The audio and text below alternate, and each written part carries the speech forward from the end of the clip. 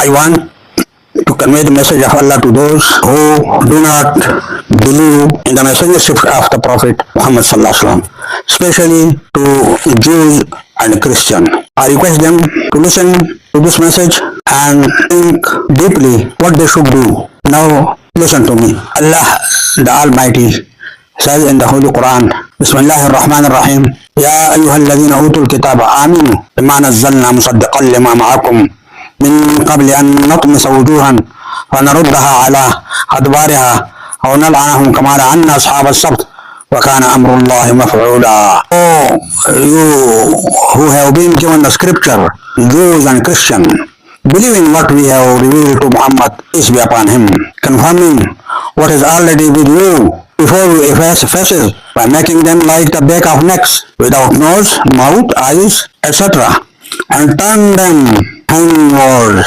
or curse them as we curse the Sabt breakers.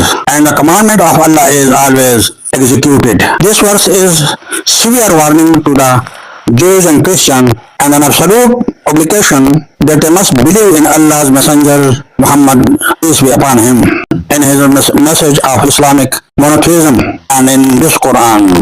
It is obligatory to have believe in the messengership of the Prophet Muhammad sallallahu alaihi wasallam.